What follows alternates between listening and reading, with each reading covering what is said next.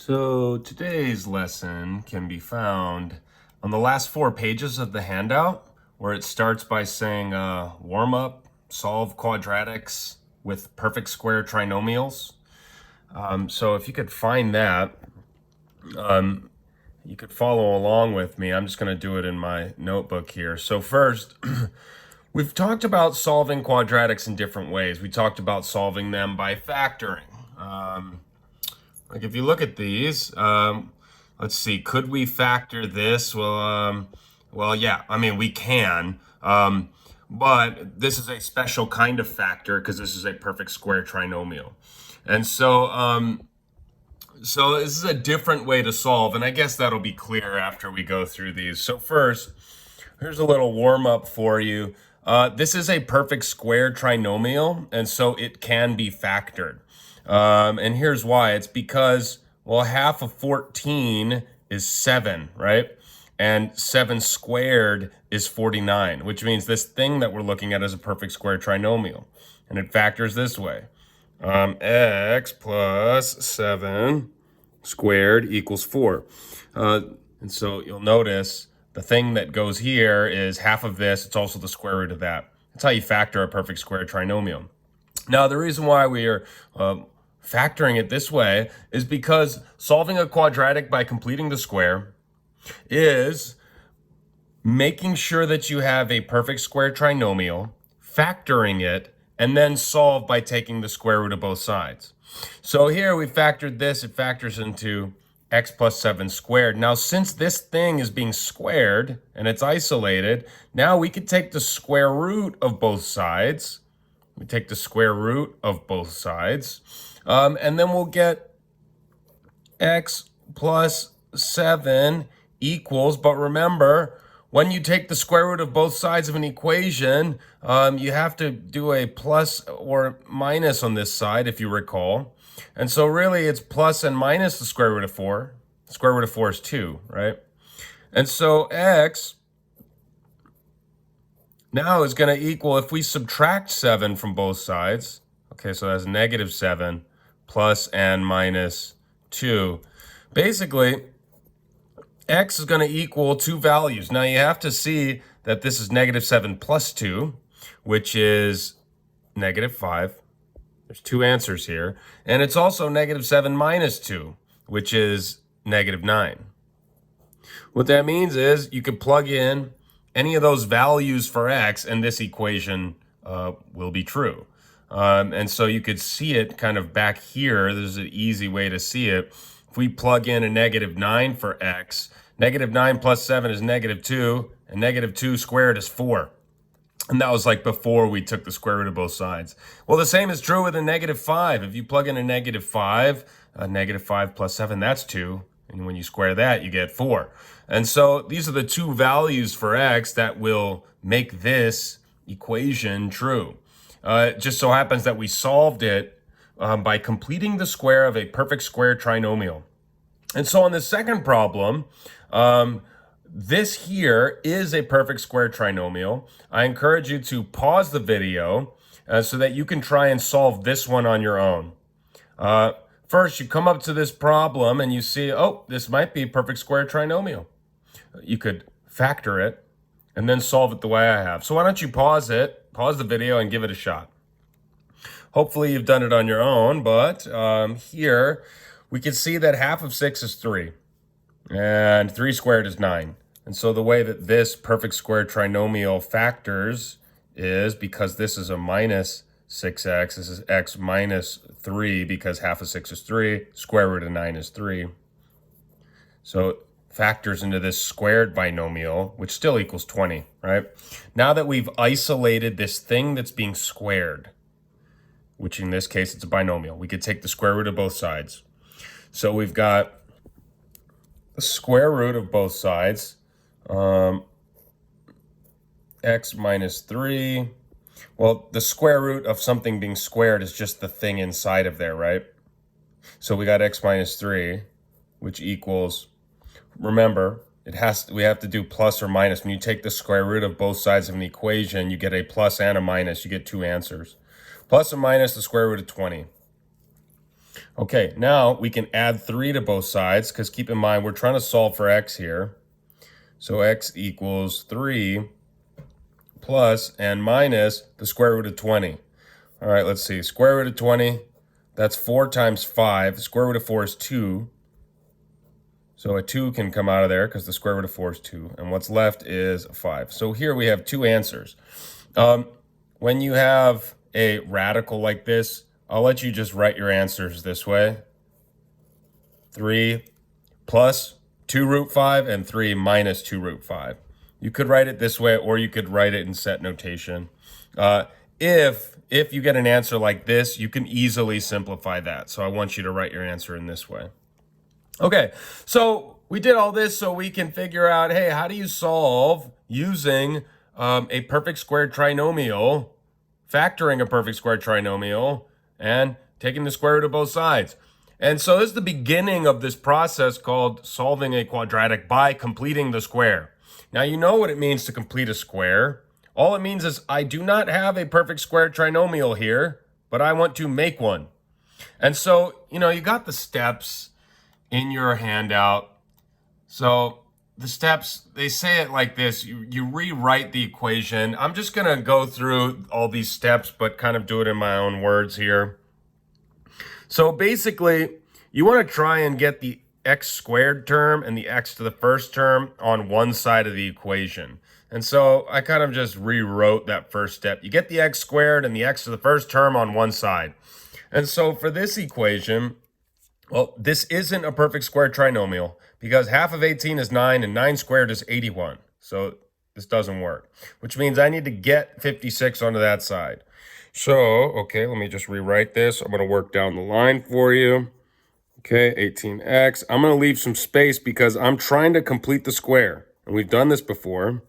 Now, I'm just subtracting 56, so I'm getting everything onto one side. Next, step 2. Divide each term by a. So in this case, basically, if there's a number in front of the x squared, you need to divide each term by that number. We want it's called the leading coefficient. We want the leading coefficient to be 1. In this case, it is 1. So I don't need to divide every term by something. If you look at this example, I will need to divide every term by 2. But anyways, that's step 2, which I could skip here. Step 3, to complete the square, you take half of b. That's half of this thing, and then you square it. And then you need to balance the equation out. So half of 18, I'll write it down here just so you can see what's going on. Half of 18, that's 9. And when you square 9, you get 81. And that's what you want to be here, a positive 81. Now remember, we are creating a perfect square trinomial. That's how we're solving this. To do that, I need there to be a positive 81 here. But I can't just go on adding 81, right? Because that changes the value of my equation. So what I really have to do is balance this equation by adding 81 to both sides. Now, this is a little different from when we completed the square. We were working on one side of an equation. So we added 81 and then subtracted 81 on the same side of the equation to balance it out. But in this case, we're working on opposite sides of the equation symbol, the equal sign, which means that we can add 81 to both sides, and that keeps this thing balanced. So we're not changing its value.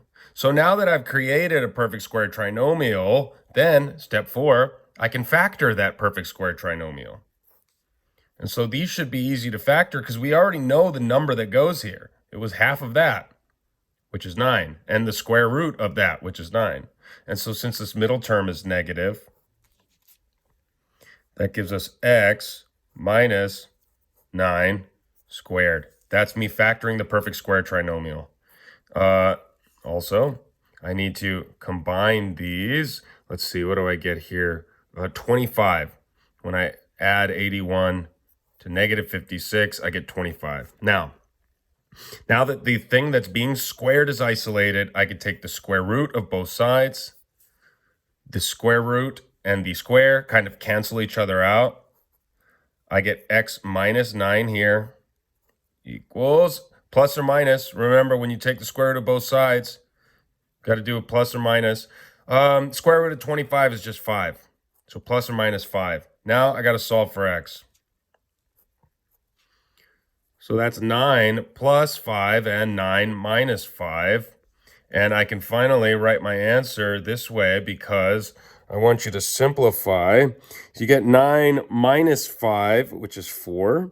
And you get 9 plus 5, which is 14. Which is, 14.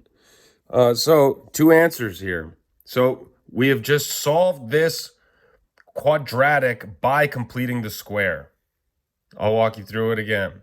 You come up to the problem, you look to see, is this a perfect square trinomial? It is not. So then you want to get it in this form. Basically get the x squared and the x to the first by itself on one side. So in this case, I subtracted 56. Then you want to take half of this term here. Half of 18 is 9, and then square it. 9 squared is 81. Got to balance it out, though. If you add 81 here, you got to add 81 here. And so once you do that, it's balanced. Then you could factor this, which is x minus 9. Factor it. And now that this thing that's being squared is isolated, you could take the square root of both sides. When you do that, make sure you do a plus or minus. Then you want to solve for x. In this case, we added 9 to both sides. It canceled that out. And then you can simplify. How about this one? So step 1, get the x squared and the x to the first all on one side. So that is completed, right? But we want this to be a 1. It just makes the process easier. And so with an equation, we could always divide every single term by the same number. That keeps things balanced. We could multiply by the same thing or divide. In this case, I want to divide everything by 2. I'm just scaling everything down. It's still equal, though. So when I divide this by 2, let's see, what do I get?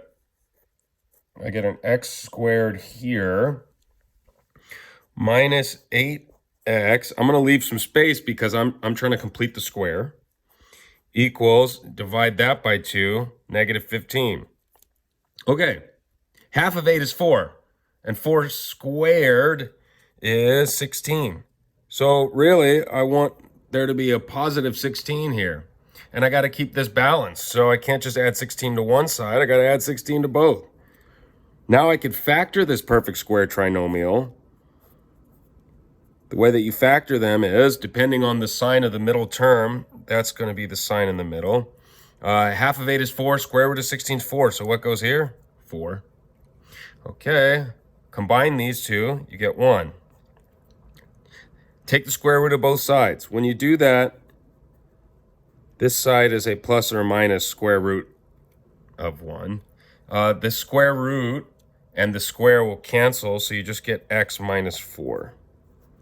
Now, I need to solve for x, so I'm going to add 4 to both sides. Okay, that makes it 4 plus and minus. Square root of 1 is 1. Make sure you get 2 answers with these.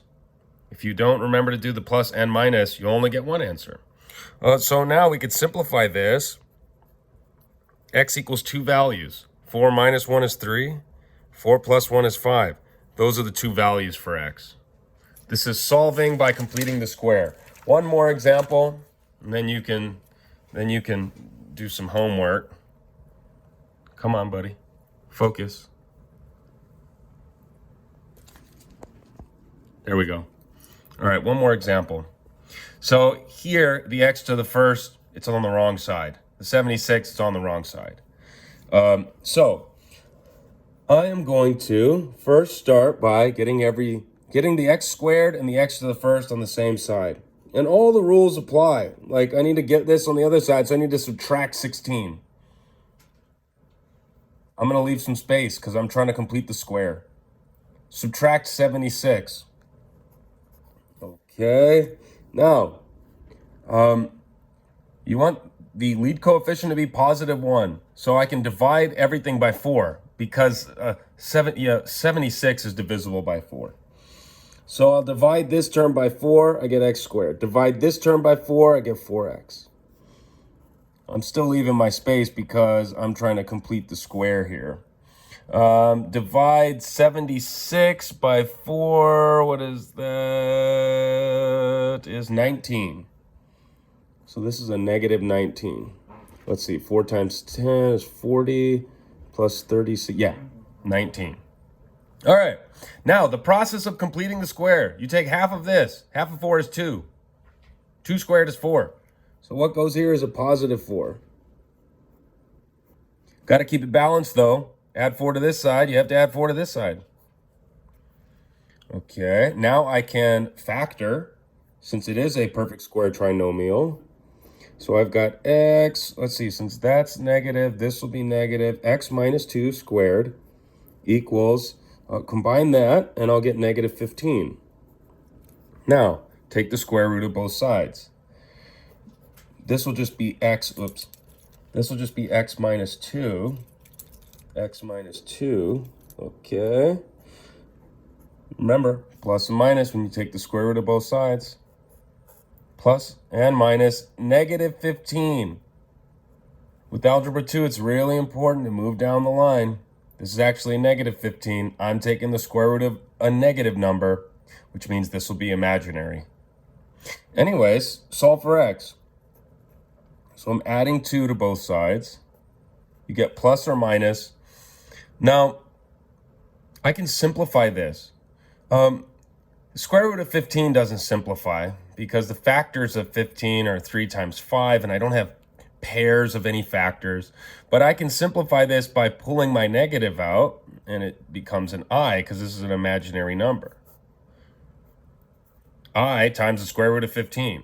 So this is the most simplified version of my answer. And I'll let you write your answer in this form, but you need to know that this is actually 2 answers. This is 2 plus I root 15, which might seem absurd, but you know, it is a type of number. It's just a complex number, if you recall. And the other answer is 2 minus I root 15. So you need to see that, hey, this is 2 answers. Anyways, that's how you solve a quadratic by completing the square.